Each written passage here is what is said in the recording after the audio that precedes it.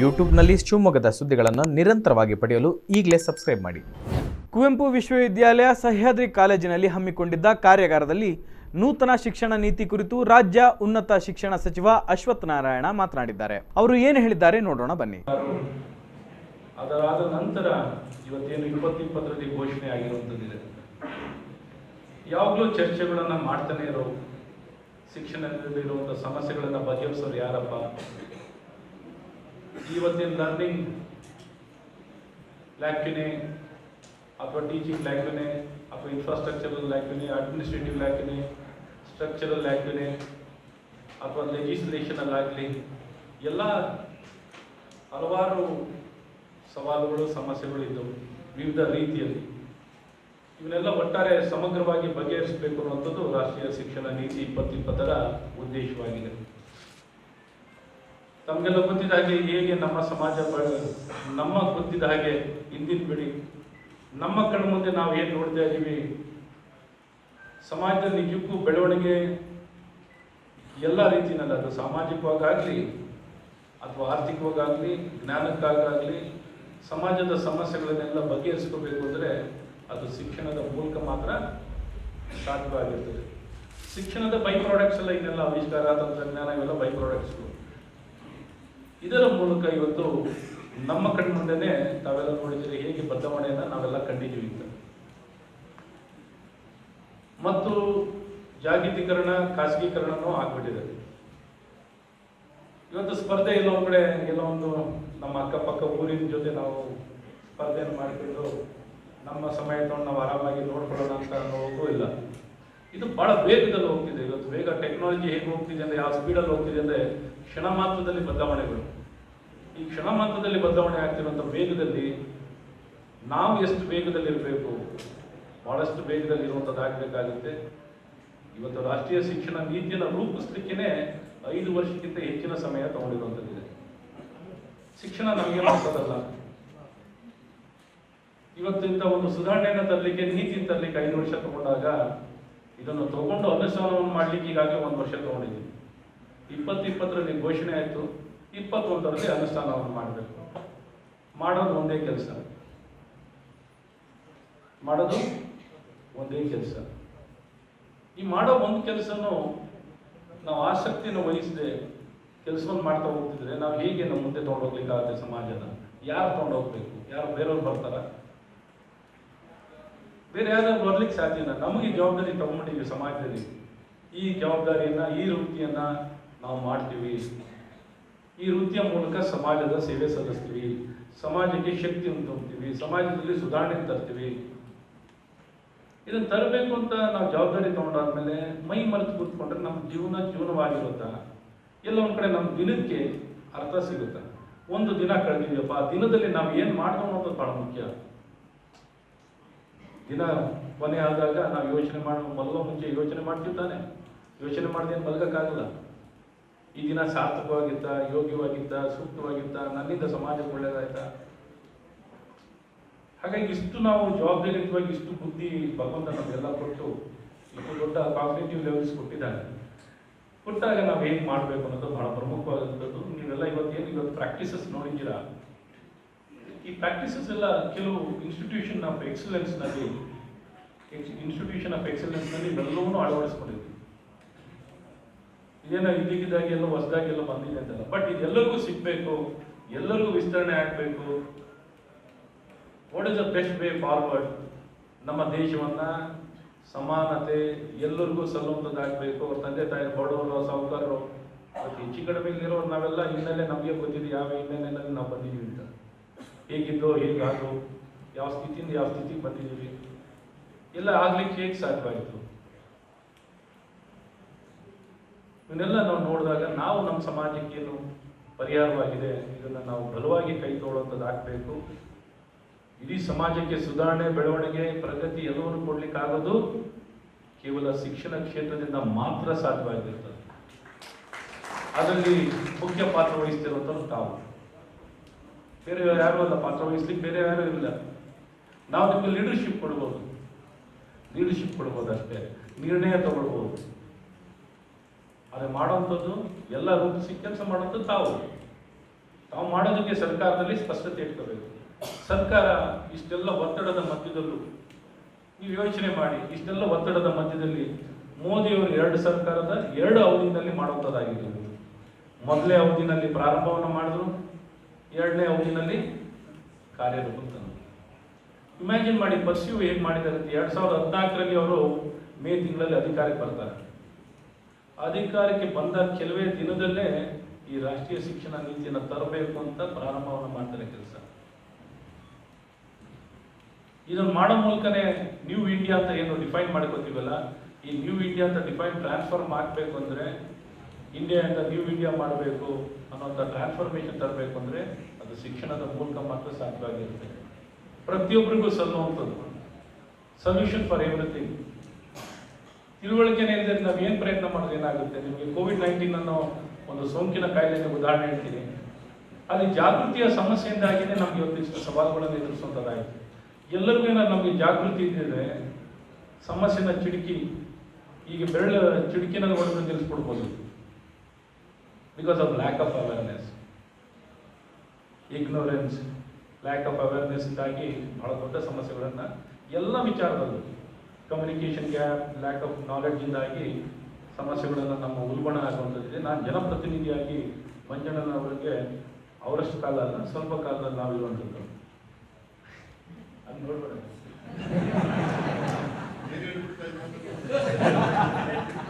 ನಾವು ಯಾವಾಗಲೂ ಜನನ ಪ್ರತಿನಿಧಿಸ್ತಿರ್ಬೇಕಾದ್ರೆ ನಾನು ಶಾಸಕನಾಗಿದ್ದೆ, ನಾನು ಮಂತ್ರಿ ಆಗ್ತೀನಿ ಅಂತ ನಾನು ಗೊತ್ತಿರಲಿಲ್ಲ. ಶಾಸಕನಾಗಿ ನಾವು ಪ್ರತಿನಿಧಿಸಬೇಕಾದ್ರೆ ಹಲವಾರು ಸಮಸ್ಯೆಗಳು ಹಲವಾರು ಕೇಳ್ತಿದ್ರು. ಬಗೆಹರಿಸೋದು ಹೇಗೆ,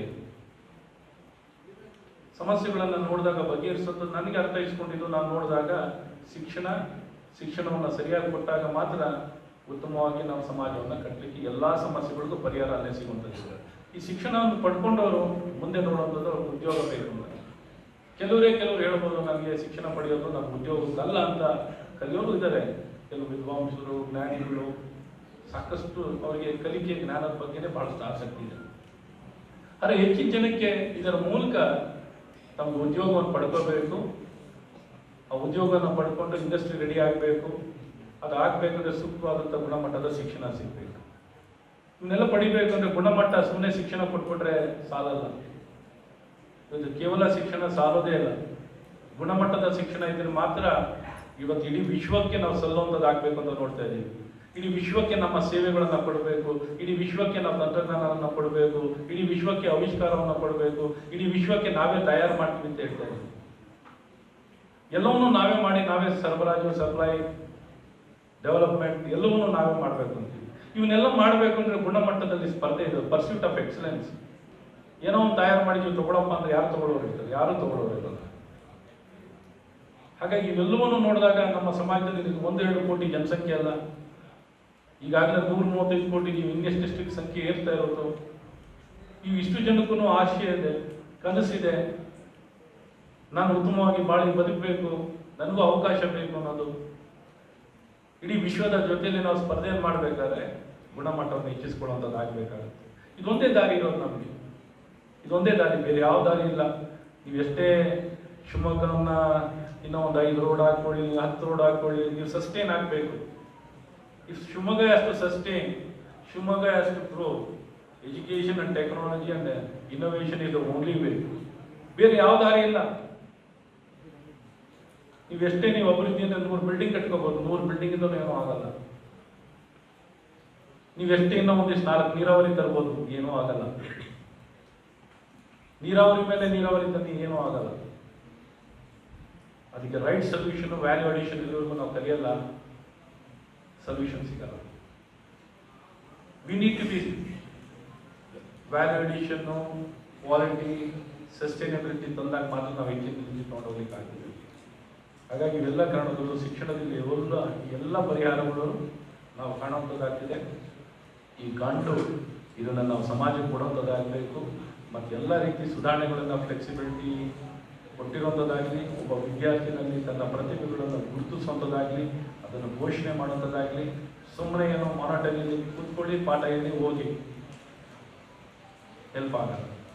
ಪ್ರತಿಯೊಬ್ಬನ ವ್ಯಕ್ತಿಯಲ್ಲಿ ತನ್ನ ಪ್ರತಿಭೆಗಳನ್ನು ಗುರುತಿಸುವಂಥದ್ದಾಗಬೇಕು. ಅದು ಗುರುತಿಸಿ ಬೆಳೆಸಲಿಕ್ಕೆ ಯಾವ ರೀತಿಯಲ್ಲಿ ಅವಕಾಶಗಳನ್ನು ಕೊಡೋದಾಗಬೇಕು, ಪರ್ಸನಲೈಸ್ಡ್ ಆಗಿರಬೇಕು.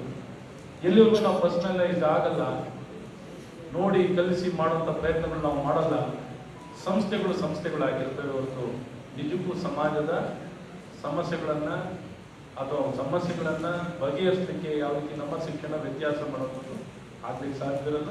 ಇವತ್ತು ರಾಷ್ಟ್ರೀಯ ಶಿಕ್ಷಣ ನೀತಿಯಲ್ಲಿ ಎಲ್ಲ ರೀತಿ ಸಡಿಲಿಕೆ, ಕೇವಲ ನಿಮಗೆ ಜವಾಬ್ದಾರಿ ಕೊಡೋ ಜೊತೆ ಬರೀ ಕೇವಲ ಜವಾಬ್ದಾರಿ ಕೊಡ್ತಾ ಇದ್ದೀವಿ ಅಂತ ಅನ್ಕೋಬೇಡಿ, ಜವಾಬ್ದಾರಿ ಜೊತೆಯಲ್ಲೇನೆ ಅಧಿಕಾರವನ್ನು ಸಹ ಕೊಡ್ತಾ ಇದ್ದೀವಿ. ಸಂಪೂರ್ಣವಾಗಿ ನಮ್ಮಂತ ಇರುವಂಥ ಕೇಂದ್ರೀಕೃತವಾಗಿರುವಂಥ ಎಲ್ಲ ಅಧಿಕಾರಗಳನ್ನ ಎಲ್ಲವನ್ನೂ ಹಸ್ತಾಂತರ ಮಾಡುವಂಥದ್ದಾಗಿದೆ. ಪ್ರತಿಯೊಂದು ಸಂಸ್ಥೆನೂ ಇವತ್ತು ಅಫಿಲಿಯೇಟಿಂಗ್ ಕಾನ್ಸೆಪ್ಟ್ ಇಂದ ಆಚೆ ಬಂದು ಪ್ರತಿಯೊಂದು ಸಂಸ್ಥೆ ಗುಣಮಟ್ಟವನ್ನು ಏರಿಸಿಕೊಂಡು ಹಂತವಾಗಿ ಗುಣಮಟ್ಟವನ್ನು ಏರಿಸಿಕೊಂಡು ಪ್ರತಿಯೊಂದು ಸಂಸ್ಥೆನೂ ಸ್ವಾಯತ್ತತೆಗಳನ್ನು ಪಡಿಬೇಕು. ಆ ಪಡೆದಾಗ ಮಾತ್ರ ಉತ್ತಮವಾಗಿ ಆ ಸಂಸ್ಥೆಗಳು ಎಲ್ಲೋ ಒಂದು ಕಡೆ ನಮ್ಮ ಯೂನಿವರ್ಸಿಟಿಯವರು ಏನೋ ಹೇಳಿದಾರಪ್ಪ ಗೈಡ್ಲೈನ್ಸು, ಆ ಪ್ರಕಾರದಲ್ಲಿ ಏನೋ ಒಂದು ಮಾಡ್ತಾ ಇದೀವಿ ಅಂತ ಮಾಡ್ತಾ ಇರ್ತಾರೆ. ಹಂಗೆ ಮಾಡಂಗಿಲ್ಲ. ಪ್ರತಿಯೊಂದು ಸಂಸ್ಥೆನ ಯಾತಕ್ಕಾಗಿ ಮಾಡಿದೀವಿ ಅಂತ ಅರಿವು ತಿಳುವಳಿಕೆನೂ ಬೇಕು. ಸುಮ್ಮನೆ ಎಲ್ಲರೂ ಯಾರೋ ಒಂದು ಸಂಸ್ಥೆ ಮಾಡಿದ್ರು, ನಾನು ಒಂದು ಸಂಸ್ಥೆ ಮಾಡ್ತೀನಿ, ನನಗೂ ಒಂದು ಇಷ್ಟ ಆಯಿತು, ನನಗೂ ಒಂದು ಸಾಮ್ರಾಜ್ಯ ಕಟ್ತೀನಿ. ಸಾಮ್ರಾಜ್ಯ ಯಾಕೆ ಕಟ್ತಾ ಇದ್ದೀನಿ? ಆ ಸಂಸ್ಥೆಯಿಂದ ನಾನು ಸಮಾಜಕ್ಕೆ ಏನು ಕೂಡ ಕೊಟ್ಟಿದ್ದೀನಿ, ಯಾವ ರೀತಿ ಪ್ರಯತ್ನಗಳು ಸುಧಾರಣೆಗಳು ಮಾಡ್ತಿದ್ದೀನಿ ಅನ್ನೋದು ಭಾಳ ಮುಖ್ಯವಾಗಿರ್ತದೆ. ಇದನ್ನ ಎಲ್ಲಿವರೆಗೂ ನಾವು ಅರ್ಥ ಮಾಡ್ಕೊಂಡು ಮಾಡಲ್ಲ. ಸಂಸ್ಥೆಗಳು ಬರೀ ನಮ್ಮ ಸೋಕೇಶ್ ಮಾಡೋಂಥದ್ದಲ್ಲ, ಸಂಸ್ಥೆಗಳಿಂದ ಏನು ಪರಿವರ್ತನೆ ಮಾಡ್ಬೋದು, ಇದು ಸಮಾಜಕ್ಕೆ ನಾವು ಕೊಡುವಂಥದ್ದು. It is not to take. ಶಿಕ್ಷಣ ಸಂಸ್ಥೆಗಳು ನಿರ್ಮಾಣ ಮಾಡುವಂಥದ್ದು ಪಡ್ಕೊಳ್ಳೋಕ್ಕಲ್ಲ, ಕೊಡ್ಲಿಕ್ಕೆ ಮಾಡಿರುವಂಥದ್ದು. ಇವೆಲ್ಲವೂ ಇರುವಂಥದ್ದು ನಾಟ್ ಫಾರ್ ಪ್ರಾಫಿಟ್. ಇನ್ನು ಯಾವ ವೃತ್ತಿನೂ ನಾಟ್ ಫಾರ್ ಪ್ರಾಫಿಟ್ ಇರೋದು ಯಾವುದೂ ವೃತ್ತಿ ಇಲ್ಲ. ಯಾವ್ದಾದ್ರು ವೃತ್ತಿ ಇದೆಯಾ ನಾಟ್ ಫಾರ್ ಪ್ರಾಫಿಟ್ ಇರುವಂಥ ವೃತ್ತಿ ಯಾವ್ದಾದ್ರು ಇದೆಯಾ ಸರ್? ಯಾವ್ದಾದ್ರು ಸಂಸ್ಥೆಗಳು ಕಾನೂನು ಇರುವಂಥದ್ದು ಇದೆಯಾ? ಒಂದೇ. ಹಾಗಾಗಿ ಇವತ್ತು ಈ ಸಂಸ್ಥೆಗಳು, ಇಡೀ ಸಮಾಜ ತನ್ನ ಎಲ್ಲ ಸಂಪನ್ಮೂಲಗಳನ್ನ ಈ ಸಂಸ್ಥೆಗಳು ಕೊಡುವಂಥದ್ದಾಗ್ತದೆ. ಪ್ರತಿಯೊಬ್ಬರು ಅಲ್ಲಿಂದ ಪಾಸ್ ಔಟ್ ಆಗಿರುವಂಥ ವಿದ್ಯಾರ್ಥಿ ಆಗಲಿ ಅಥವಾ ಅವರ ಪೋಷಕರಾಗಲಿ ಅಥವಾ ಸಮಾಜದಲ್ಲಿ ಯಾರೆಲ್ಲ ಉನ್ನತ ಸ್ಥಾನ ಉತ್ತಮವಾಗಿ ಸಂಪಾದನೆಯನ್ನು ಮಾಡಿದಂಥ ವ್ಯಕ್ತಿಗಳಾಗಲಿ ತಮ್ಮ ಶಕ್ತಿ ಅನುಸಾರವಾಗಿ ಈ ಸಂಸ್ಥೆಗಳಿಗೆ ದತ್ತಿಯನ್ನು ಕೊಡುವಂಥದ್ದಾಗಲಿ ದಾನ ಮಾಡುವಂಥದ್ದಾಗಲಿ ಪ್ರತಿಯೊಬ್ಬರು ನಾವು ಮಾಡಬೇಕು. ಆ ಒಂದು ಕಲ್ಪನೆ ಅಷ್ಟು ಕಾಳಜಿ ಇಟ್ಕೊಂಡು ನಾವು ಮಾಡುವಂಥದ್ದಾಗಲಿ. ಸುಮ್ಮನೆ ಎಲ್ಲೋ ಸಾಧಾರಣವಾಗಿ ಸಂಸ್ಥೆಗಳನ್ನು ಕಟ್ತೀವಿಗೆ ಕಟ್ಟಕ್ಕಾಗಲ್ಲ. ಇಟ್ ಈಸ್ ಎ ಸ್ಮಾಲ್ ಎಫರ್ಟ್ನಿಂದ ಆಗಲ್ಲ. ಏನೋ ಒಂದು ಜೀವನೋಪಾಯಕ್ಕಾಗಿ ಬರುವಂಥದ್ದಲ್ಲ ಇದು. ಜೀವನೋಪಾಯಕ್ಕೆ ಬೇರೆ ಮಾರ್ಗಗಳಿದ್ದಾವೆ. ಇಲ್ಲಿ ಒಂದು ಗುರುಗಳು, ಜ್ಞಾನ ಕೊಡುವಂಥ ಗುರುಗಳು ಬಹಳಷ್ಟು ಶ್ರೇಷ್ಠತೆ ಮತ್ತು ಸಮರ್ಪಣೆಯಿಂದ ಕೆಲಸ ಮಾಡುವಂಥದ್ದಾಗಬೇಕು. ಆಗ ಮಾತ್ರ ನಾವು ಉತ್ತಮವಾಗಿ ಇರುವಂಥ ಸಂಸ್ಥೆಗಳನ್ನ ಕಟ್ಟಕ್ಕಾಗತ್ತೆ.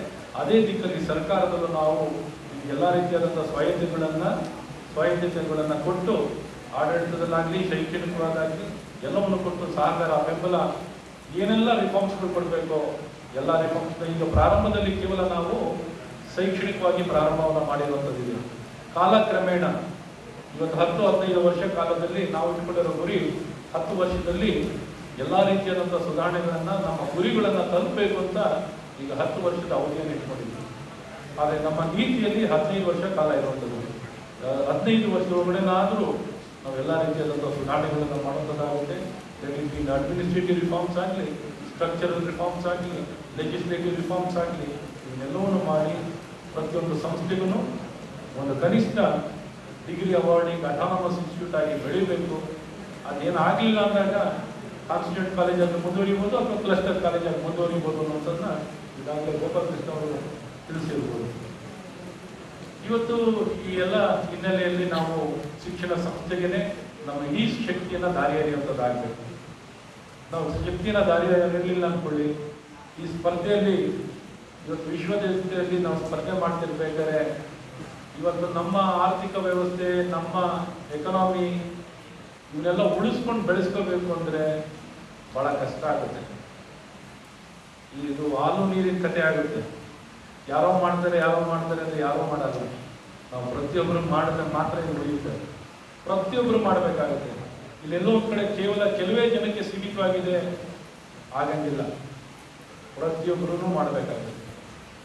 ಈ ದಿಕ್ಕಿನಲ್ಲಿ ಎಲ್ಲರೂ ಪ್ರಯತ್ನಗಳನ್ನು ಮಾಡಿ ನಾವು ಸರ್ಕಾರದಲ್ಲಿ ಭಾಳ ಸ್ಪಷ್ಟವಾಗಿ ಈ ದಿಕ್ಕಿನಲ್ಲಿ ಯೋಚನೆಯನ್ನು ಮಾಡ್ತಾ ಇದ್ದೀವಿ. ನಾವು ಎಲ್ಲ ರೀತಿಯಾದಂಥ ಸಹಕಾರವನ್ನು ನಮ್ಮ ಪ್ರಾಧ್ಯಾಪಕರಿಗೆ, ಸಂಸ್ಥೆಗಳಿಗೆ ಎಲ್ಲ ರೀತಿಯಾದಂಥ ಸಹಕಾರವನ್ನು ಕೊಡಲಿಕ್ಕೆ ಸಂಪೂರ್ಣವಾಗಿ ತಯಾರಾಗಿದ್ದೀವಿ. ನೀವು ಹೇಗೆ ಕೆಲಸ ಮಾಡ್ತಾ ಇದ್ದೀರೋ ಅದೇ ದಾರಿಯಲ್ಲಿ ನಮ್ಮ ಸರ್ಕಾರ ಅಧಿಕಾರಕ್ಕೆ ಬಂದಂಥ ಪ್ರಾರಂಭದ ದಿನದಿಂದಲೂ ಶಿಕ್ಷಣ ವಿಭಾಗದಲ್ಲಿ ಭಾಳಷ್ಟು ಕಾಳಜಿ ವಹಿಸಿ ಕೆಲಸವನ್ನು ಮಾಡ್ತಿರುವಂಥದ್ದು, ಅದರ ಅನುಭವ ನಮಗೆಲ್ಲ ಈಗೆಲ್ಲ ಆಗಿರುವಂಥದ್ದು. ನಮಗೆಲ್ಲರಿಗೂ ಪ್ರತಿಯೊಬ್ಬ ಪ್ರಾಧ್ಯಾಪಕನಿಗೂ ಅವನಿಗೆ ಬೇಕಾಗಿರುವಂಥ ಅನುಕೂಲತೆಗಳನ್ನು, ಸಹಕಾರ, ಬೆಂಬಲ ಎಲ್ಲವನ್ನೂ ಕೊಡುವಂಥದ್ದಾಗ್ತಿದೆ. ಎಲ್ಲವನ್ನು ವ್ಯವಸ್ಥಿತವಾಗಿ ಹಂತವಾಗಿ ನಾವು ಕೆಲಸ ಮಾಡಿಕೊಡುವಂಥದ್ದಾಗ್ತಿದೆ. ಮತ್ತು ಅದರ ಜೊತೆಯಲ್ಲಿ ಡಿಜಿಟಲ್ ಲರ್ನಿಂಗ್, ನಮ್ಮ ವಿದ್ಯಾರ್ಥಿಗಳಿಗೆ ಡಿಜಿಟಲ್ ಲರ್ನಿಂಗ್ನೂ ಸಹ ನಾವು ಪ್ರಾರಂಭದ ದಿನದಿಂದಲೇ ತಂದು ಇವತ್ತು ಉತ್ತಮವಾಗಿ ಇವತ್ತು ಡಿಜಿಟಲ್ ಇಂಟಗ್ರೇಷನ್ ಮಾಡಿರುವಂಥದ್ದು, ಡಿಜಿಟಲ್ ಲರ್ನಿಂಗ್ ಮಾಡಿರುವಂಥದ್ದು ಭಾಳಷ್ಟು ಸಹಾಯಕಾರಿಯಾಗಿರುವಂಥದ್ದಿದೆ. ಹಾಗಾಗಿ ಇವತ್ತು ಅನುಷ್ಠಾನವನ್ನು ಮಾಡಲಿಕ್ಕೆ ಭಾಳ ವ್ಯತ್ಯಾಸವನ್ನು ನಮ್ಮ ಶಿಕ್ಷಣದಲ್ಲಿ ನಾವು ಕಾಣುವಂಥದ್ದಾಗುತ್ತೆ. ಪ್ರೆಸೆಂಟ್ ನಾವು ನೋಡ್ತಿರೋಂಥದ್ದಲ್ಲಿ ಇವತ್ತು ಡಿಜಿಟಲ್ ಲರ್ನಿಂಗ್ ತಂದಿರೋದು ಬಿಗ್ ಸೊಲ್ಯೂಷನ್. ತಮಗೆಲ್ಲ ಗೊತ್ತಿದ್ದಂಗೆ ಕಾಂಪ್ರಿಹೆನ್ಸಿವ್ ಲರ್ನಿಂಗ್ ಮ್ಯಾನೇಜ್ಮೆಂಟ್ ಸಿಸ್ಟಮ್ ಆಗಲಿ, ನಮ್ಮ internet enabled smart class rooms ಆಗಲಿ, ಪ್ರತಿಯೊಬ್ಬ ವಿದ್ಯಾರ್ಥಿಗಳು ನಾವು ಡಿವೈಸ್ಗಳು ಕೊಡ್ತಿರೋಂಥದ್ದಾಗಲಿ, ಇದರ ಮೂಲಕ ಈ ಲೂಪನ್ನು ಕಂಪ್ಲೀಟ್ ಮಾಡಿದ್ದೀವಿ. ಡಿಜಿಟಲ್ ಲರ್ನಿಂಗ್ನಲ್ಲಿ ಲೂಪನ್ನು ಕಂಪ್ಲೀಟ್ ಮಾಡಿದ್ದೀವಿ.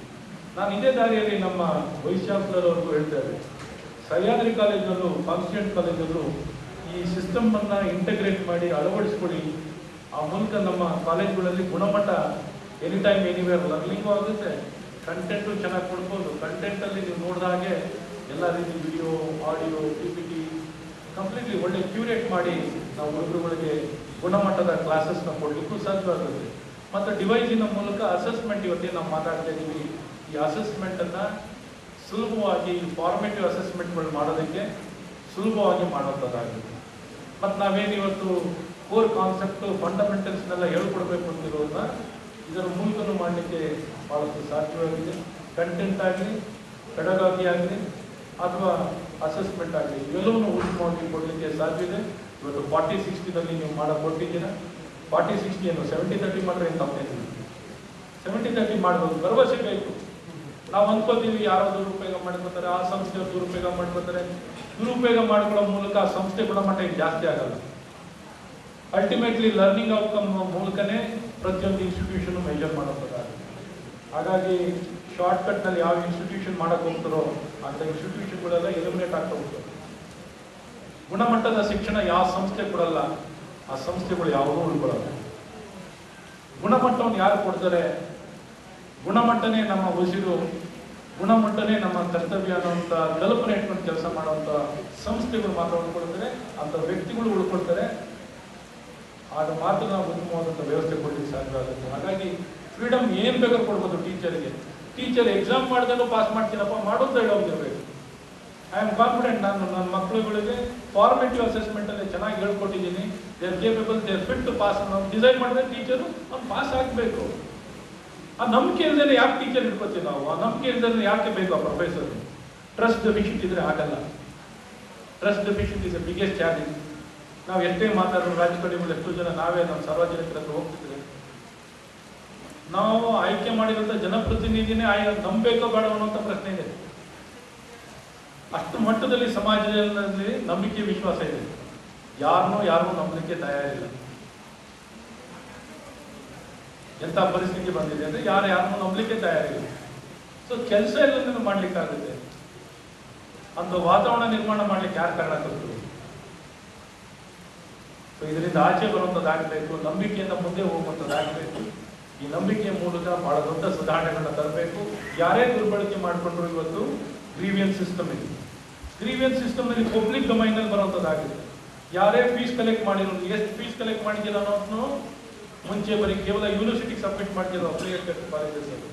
ಇನ್ನು ಮುಂದೆ ಏನು ಕಲೆಕ್ಟ್ ಮಾಡಿದ್ದೀವಿ ಅಂತ ಪಬ್ಲಿಕ್ ಡೊಮೈನಲ್ಲಿ ಹಾಕಬೇಕು. ಎಷ್ಟು ದುಡ್ಡು ತೊಗೊಂಡಿದ್ದೀವಿ, ಹೇಗೆ ಖರ್ಚು ಮಾಡಿದ್ದೀವಿ, ಈ ಸಂಪೂರ್ಣ ಮಾಹಿತಿಗಳನ್ನೆಲ್ಲ ಸಾರ್ವಜನಿಕ ವಲಯದಲ್ಲಿ ಹಾಕುವಂಥದ್ದಾಗಬೇಕಾಗುತ್ತೆ. ಹಾಗಾಗಿ ಮುಚ್ಚುಮರಿ ಇಷ್ಟು ದುಡ್ಡು ತೊಗೊಂಡಿದ್ದೀವಿ, ಏನು ಖರ್ಚು ಮಾಡಿದ್ದೀವಿ ಲೆಕ್ಕಾಚಾರ ಕೊಡದೆ ಯಾರು ಹೋಗೋಕ್ಕಾಗಲ್ಲ. ಅಥವಾ ಯಾವುದೇ ವಿದ್ಯಾರ್ಥಿ ಕಂಪ್ಲೇಂಟ್ ಮಾಡಿದರೆ ಆ ಕಂಪ್ಲೇಂಟ್ನ ನಾವು ನೆಗ್ಲೆಕ್ಟ್ ಮಾಡಿ ಕೂತಿದ್ದೀವಿ ಅನ್ನೋದು ಆಗೋದಿಲ್ಲ. ಎಲ್ಲದಕ್ಕೂ ಅಕೌಂಟಬಿಲಿಟಿ ಇದೆ, ಎಲ್ಲದಕ್ಕೂ ಟ್ರಾನ್ಸ್ಪರೆನ್ಸಿ ಇದೆ. ಹೇಳೋರು ಕೇಳೋರು ಇದೇ ಇರ್ತದೆ. ಅಕ್ರಿಡೇಷನ್ ಇನ್ನು ಮುಂದಕ್ಕೆ ವೀರಭದ್ರಪ್ಪನವರ ಯೂನಿವರ್ಸಿಟಿನಲ್ಲಿ ಏನಾದ್ರು ಹುಡುಗರು ಕಂಪ್ಲೇಂಟ್ ಮಾಡಿದ್ರೆ ನಿಮ್ಗೆ ಎ ಗ್ರೇಡು ಸಿಗಲ್ಲ, ಸಿ ಗ್ರೇಡು ಸಿಗ್ಬಿಡ್ತದೆ. ಹುಡುಗರುಗಳು ಕಂಪ್ಲೇಂಟ್ ಮಾಡಿದ್ರೆ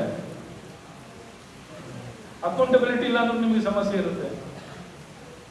ಹಾಗಾಗಿ ಇಟ್ ಈಸ್ ನಾಟ್ ಜಸ್ಟ್ ಒಂದು ಇನ್ಫ್ರಾಸ್ಟ್ರಕ್ಚರ್ ಒಂದು ಭಾಗ ಅಲ್ಲ, ಪ್ರತಿಯೊಬ್ಬ ವಿದ್ಯಾರ್ಥಿಗೂ ತೃಪ್ತಿ ತರುವಂಥದ್ದು ಇರಬೇಕು, ಪ್ರತಿಯೊಬ್ಬ ವಿದ್ಯಾರ್ಥಿನೂ ಒಪ್ಕೊಳ್ಳುವಂಥದ್ದು ಇರಬೇಕು. ಆಗ ಮಾತ್ರ ನಮಗೆ ಮಾನ್ಯತೆಗಳು ಸಿಗುವಂಥದ್ದಾಗಿದೆ. ಈ ದಾರಿಯಲ್ಲಿ ಬಹಳಷ್ಟು ಸುಧಾರಣೆಗಳನ್ನು ತರುವಂಥದ್ದಾಗಿದೆ. ಮುಂದೆ ಸಾಗೋಣ.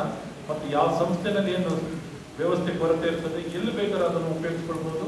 ಯಾರ ಜೊತೆ ಬೇಕಾದ್ರೆ ಒಡಂಬಡಿಕೆಯನ್ನು ಮಾಡಬೇಕು, ಯಾರ ಜೊತೆ ಬೇಕಾದ್ರೆ ಪಾರ್ಟ್ನರ್ಶಿಪ್ ಮಾಡಬೇಕು, ಯಾರ ಜೊತೆ ಬೇಕಾದ್ರೆ ಕೊಲಾಬ್ರೇಟ್ ಮಾಡ್ಬೋದು. ಒಟ್ಟಾರೆ ನಮ್ಮ ವಿದ್ಯಾರ್ಥಿಗಳಿಗೆ ಉತ್ತಮ ಸೌಕರ್ಯ ಸೌಲಭ್ಯವನ್ನು ಒದಗಿಸಲಿಕ್ಕೆ ಎಲ್ಲ ರೀತಿಯಾದಂಥ ವ್ಯವಸ್ಥೆ ಬಳಕೆಯನ್ನು ಮಾಡಲಿಕ್ಕೆ ಅವಕಾಶ ಇರುವಂಥದ್ದಿದೆ. ಮತ್ತು ನಾವು ಒಂದು ಕಾಲೇಜ್ ಇನ್ಸ್ಪೆಕ್ಷನ್ ಮಾಡಿದ್ರೆ ಈ ಕಾಲೇಜಿನಲ್ಲಿ ಏನಿದೆ ಅಂತ ಅಳತೆ ಮಾಡ್ತೀವಿ. ಇದಿಲ್ವಾ ಅದಿಲ್ವಾ ಏನಿಲ್ಲ ಅಂತ ಹುಡುಕೋದೇ ಆಗೋದು ನಮಗೆ. ಇನ್ನು ಮುಂದಿನ ದಿನದಲ್ಲಿ ಅವರ ಹತ್ರ ಇಲ್ಲದಿದ್ರು ಇನ್ನೊಬ್ಬರ ಹತ್ರನೂ ಪಡ್ಕೊಂಡು ಆ ವಿದ್ಯಾರ್ಥಿಗೆ ಕಲಿಸೋದ್ರಲ್ಲಿ ಏನು ಪ್ರಯತ್ನ ಮಾಡಿದ್ದಾರೆ, ಲರ್ನಿಂಗ್ ಲೆವೆಲ್ಸ್ ಯಾವ ಮಟ್ಟಕ್ಕಿದೆ ಅನ್ನೋದು ಬಹಳ ಮುಖ್ಯವಾಗಿರುತ್ತೆ, ವಿಚಾರವಾಗಿರುತ್ತದೆ. ಈ ದಿಕ್ಕಲ್ಲಿ ಬಹಳಷ್ಟು ಫ್ಲೆಕ್ಸಿಬಿಲಿಟಿ, ಫ್ರೀಡಮ್ ಕೊಟ್ಟಿರುವಂಥದ್ದಿದೆ. ಈ ಎಲ್ಲ ಫ್ರೀಡಮನ್ನು ನೀವು ಮುಂದಿನ ದಿನದಲ್ಲಿ ಸರ್ಕಾರ ಅಂದರೆ ಹೈಯರ್ ಎಜುಕೇಷನ್ ಮಿನಿಸ್ಟರ್ ಬರೋದು ಅಂದರೆ ಬರೀ ಕಾಫಿ ಕೊಟ್ಟು ಕುಡಿದು ಹೋಗುವಂಥದ್ದಷ್ಟೇ. ನಾವು ಏನು ನಮ್ಮ ಅಧಿಕಾರ ನಡೆಸಲಿಕ್ಕೆ ನಾವು ಬಂದಿರುವಂಥದ್ದಲ್ಲ, ಅಧಿಕಾರ ವಿಕೇಂದ್ರೀಕರಣ ಮಾಡ್ತಾ ಇದ್ದೀವಿ. ಅಧಿಕಾರವನ್ನು ನಾವು ಇಟ್ಕೊಳ್ತಾ ಇಲ್ಲ ಯಾವುದೂ.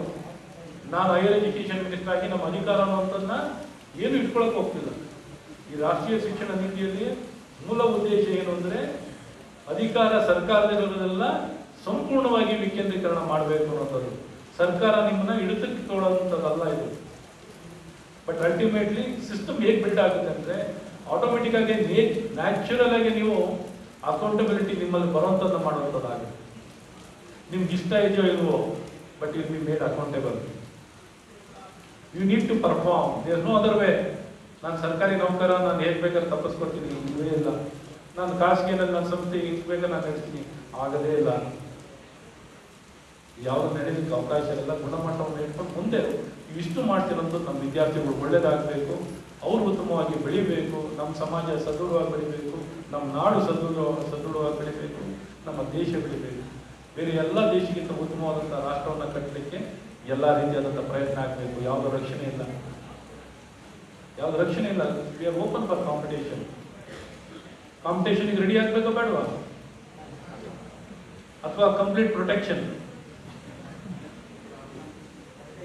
ಸುರಕ್ಷಿತವಾಗಿ ಸ್ಪರ್ಧೆ ಇರಬೇಕು. ಸೊ ಇದಕ್ಕೆ ಮುಂದೆ ಹೋಗೋಣ, ನಮ್ಮ ಸಮಾಜಕ್ಕೆ ಒಳ್ಳೇದು ಮಾಡೋಣ. ನಮ್ಮ ವೃತ್ತಿಯ ಮೂಲಕ ಸಮಾಜಕ್ಕೆ ಕೊಡುಗೆಯನ್ನು ಕೊಟ್ಟು ಉತ್ತಮವಾದಂಥ ವ್ಯವಸ್ಥೆಗಳನ್ನು ನಿರ್ಮಾಣ ಮಾಡುವಂಥ ಪ್ರಯತ್ನಗಳನ್ನು ಮಾಡೋಣ. ನಿಮ್ದಲ್ಲಿ ಏನಾದರೂ ಪ್ರಶ್ನೆಗಳು ನಾನು ಕೇಳ್ಬೋದು. ಮತ್ತು ಒಟ್ಟಾರೆ ಇದು ಯಾವ ಜಾತಿ ಜನಾಂಗಕ್ಕೆ ವಿರುದ್ಧವಾಗಿರೋದಲ್ಲ, ಯಾವ ಧರ್ಮಕ್ಕೂ ವಿರುದ್ಧವಾಗಿರೋದಲ್ಲ. ಇದು ಮುಖ್ಯವಾಗಿ ಖಾಸಗಿ ಸಂಸ್ಥೆಗಳು ತಾವೇ ಬೇರೆ ಬೇರೆ ಯೂನಿವರ್ಸಿಟಿಗಳಾಗಿರೋರು, ಡೀಮ್ಡ್ ಯೂನಿವರ್ಸಿಟಿ ಆಗಿರೋರು ಈಗಾಗಲೇ ಬೆಸ್ಟ್ ಪ್ರಾಕ್ಟೀಸಸ್ ಅಡಾಪ್ಟ್ ಮಾಡ್ಕೊಳ್ಳೋದು ಮಾಡ್ತಾನೆ ಇದ್ದಾರೆ. ನಮ್ಮ ಪಬ್ಲಿಕ್ ಯೂನಿವರ್ಸಿಟೀಸ್ಗಳಲ್ಲಿ, ನಮ್ಮ ಸರ್ಕಾರಿ ಕಾಲೇಜುಗಳಲ್ಲಿ, ನಮ್ಮ ಸರ್ಕಾರಿ ಕಾಲೇಜು ಶಾಲೆಗಳಲ್ಲಿ ಗುಣಮಟ್ಟವನ್ನು ಹೆಚ್ಚಿಸಿಕೊಳ್ಳುವಂಥದ್ದು ಮಾಡ್ತಿರೋದು. ನಾವು ಬೆಂಚ್ ಮಾರ್ಕಿಂಗ್ ನಮ್ಮ ಸರ್ಕಾರಿ ಸಂಸ್ಥೆಗಳಾಗಿರಬೇಕು, ಖಾಸಗಿ ಸಂಸ್ಥೆಗಳಲ್ಲ. ಸರ್ಕಾರಿ ಸಂಸ್ಥೆಗಳೇ ಬೆಂಚ್ ಮಾರ್ಕಿಂಗ್ ಆಗಬೇಕು. ಎಕ್ಸಲೆನ್ಸ್ ಸರ್ಕಾರಿ ಸಂಸ್ಥೆಗಳಲ್ಲೇ ಕಾಣುವಂಥದ್ದಾಗಬೇಕು.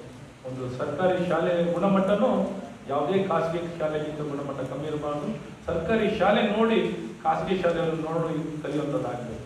ಆ ರೀತಿ ವಾತಾವರಣದ ಗುರಿ ಇಟ್ಕೊಂಡು ನಾವು ಮಾಡ್ತಿರುವಂಥದ್ದಿದೆ. ಇದಕ್ಕೆ ತಮ್ಮೆಲ್ಲರ ಆಸಕ್ತಿ, ಸಹಕಾರ ಎಲ್ಲವೂ ಬೇಕು. ಸರ್ಕಾರದಿಂದ ನಿಮ್ಮೆಲ್ಲ ಸಹಕಾರವನ್ನು ಕೊಡ್ತೀವಿ, ನಿಮ್ಮ ಜೊತೆ ಇರ್ತೀವಿ ಅಂತ ವಿಶ್ವಾಸನ ಕೊಟ್ಟು ನಿಮ್ಗೆ ಯಾವುದೇ ರೀತಿ ಕಿರುಕುಳ ಮಾಡಲ್ಲ. ಅಧಿಕಾರ ನಿಮ್ಗೆ ಕೊಡ್ತೀವಿ, ಅಧಿಕಾರ ನಿಮಗೆ ಕೊಟ್ಟು ನೀವೇ ಸಂಸ್ಥೆಗಳು ನಡೆಸಿ, ನಿಮ್ಮದೇ ಲೀಡರ್ಶಿಪ್, ನಿಮ್ಮದೇ ಗವರ್ನೆನ್ಸ್. ಇಡೀ ಇನ್ಸ್ಟಿಟ್ಯೂಷನ್, ಪ್ರತಿ ಇನ್ಸ್ಟಿಟ್ಯೂಷನ್ಗೂ ಪ್ರಾಧ್ಯಾಪಕರೇ ಲೀಡರ್, ಪ್ರಾಧ್ಯಾಪಕರೇ ಗವರ್ನೆನ್ಸ್ ಮಾಡೋದು, ನಾವೇನು ಮಾಡೋದು. ಸೊ ಇಷ್ಟು ಫ್ರೀಡಮನ್ನು ಕೊಡಲಿಕ್ಕೆ ನಾವು ತಯಾರಿದ್ದೀವಿ.